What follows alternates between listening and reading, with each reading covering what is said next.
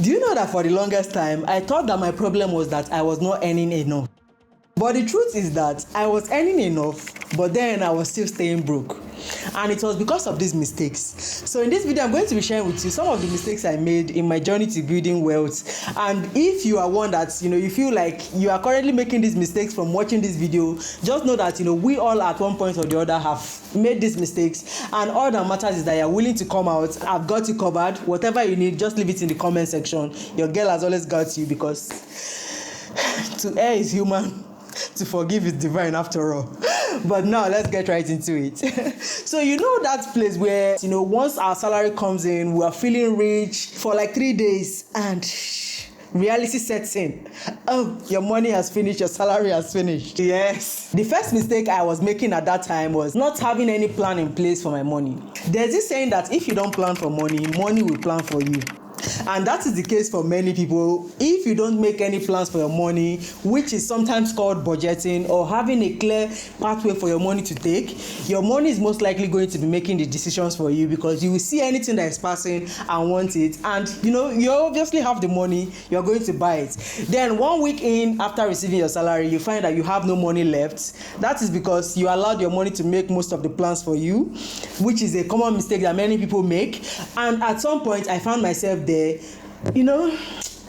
If I'm being honest with myself, sometimes you still find yourself there, but all that matters is that now you are more aware, you are more conscious, so you are more likely to adjust, whatever mishaps you might be having. Because most of the time when we are in this place where we are not planning for our money, we don't tell our money where to go, so we spend our money based on how we are feeling. And Nigerians are known to be impulse buyers, emotional buyers. You might just be feeling down one day and feel like you need to buy something, so you need to put a plan in place for your money so that your money does not end up planning for you.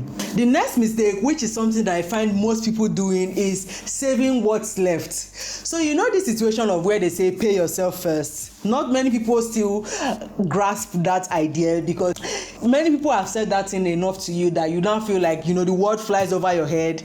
But if you come to a place where you're saving what is left, you'll find that you are most likely not to have any savings, because you've spent money on every other thing before you start thinking of savings. Have you ever found yourself in this place where your salary just comes in, all of a sudden you're feeling hyper, and interestingly, you had not created a plan for your money, obviously, so you are more likely to spend things on the first thing that comes to your mind? Because I, for one, there was a time where this mistake was very prevalent in my life before I started making plans for my money. Especially for me, my office is in Lagos Island, so I am in close proximity to the market. That time, everything and anything I wanted it. Or is it the one that maybe I feel like the sun is too much, AliExpress will come to my rescue, so I buy everything before I will not start thinking of saving. Oh, I did not save this month too.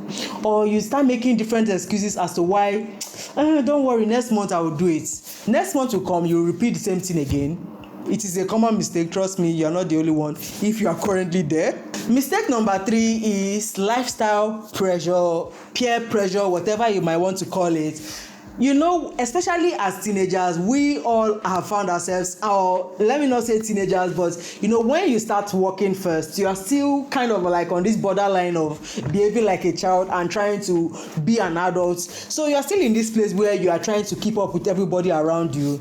God forbid that you find yourself in your first era of earning when there's social media already in place. You are going to see everything and anything and want it, even when you know that this thing is not going to have any impact on your life. Or maybe you see all those Nigerian content creators that know how to package things these days. You find that they make life seem like you want it. You find their comment section, there are so many people that are already feeling the peer pressure. They want to have all these things that these content creators are showing them that is possible for them to have. But then you don't have the means. You're trying to gather yourself together, but then you still feel like these things are priority in your life because you've seen them too much, especially with the advent of social media. So you now find yourself making that mistake of falling victim to peer pressure. Every one of us have been there at one point, if not even being there right now. So now I find myself having to curate, the kind of content I consume, because I don't want somebody that will be influencing me to buy everything and anything, since I know I have that habit of feeling peer pressure. So you have to curate the kind of people you follow, or the kind of things you find yourself situations you find yourself being in. That is the only way you can be able to avoid peer pressure. Mistake number 4 is ignoring the fact that you need an extra source of income. In Nigeria, if we are being honest with ourselves, our money, one source of income is not enough. So you find the average Nigerian having 2-3 jobs without even knowing that they're having 2-3 jobs, like full-time jobs, and they're still able to manage. And we've just naturally taken it as, something that is okay, that's our lifestyle. I can remember having a conversation with a Swiss guy when I traveled to Thailand, and I got to understand that the average Nigerian is a hustler, because we were talking about how in Switzerland, like, everybody is very chill. You even find that somebody having one job feels like it's too much, because the government tends to subsidize a lot of things for the average citizen. But that is not the case for Nigeria. We already know what our reality is. So you find every single Nigerian being the governor and the president of their own self. So you find that people are having 2-3 jobs. Having this at the back of your mind and knowing that one source of income is not going to be enough, even though you can't physically do 2-3 jobs, how do you make your money work for you to be able to buffer for whatever it is you're earning as your main or active income? This is where many of us make mistakes, especially when we are starting. I know I did that. After all, I'm talking about the mistakes I made before I basically aligned with the goals I have for myself, and started doing much better now. But these are some of the mistakes that you can find yourself making. And the 5th mistake is thinking that small savings is not savings.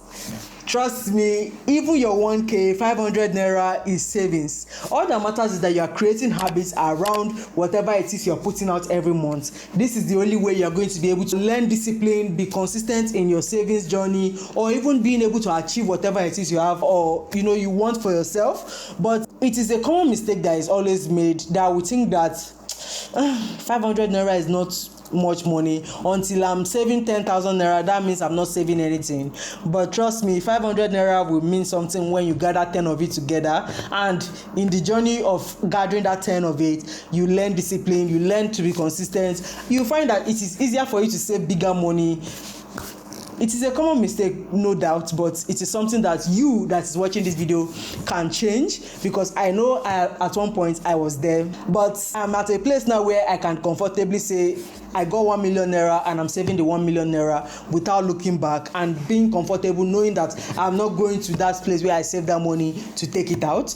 You too can be there. Trust me, I know I did it. You can do it. If you're one that has found yourself making these mistakes, just know that immediately I faced these mistakes that I've just talked about, everything changed for me. But it meant that I had to do them consistently to be able to, for these things to change, or for me to come out of it without having to constantly be making these mistakes. No doubt, we as humans can still falter and maybe make these mistakes once or twice here and there, even when we've grown. So we can always still fall back, but all that matters is that you are more aware of the mistakes that are setting you back, and then you find it easier to, adjust or even leave them behind while moving 2 steps forward. So if you haven't watched that video I made about how I went from 100k to 1 million naira, go and check it out, because it basically shows you what I did after fixing these mistakes. So I hope this video was helpful to you, or at least it gave you insight into some of the mistakes you might be making that are setting you back from achieving your ultimate financial goals. Because trust me,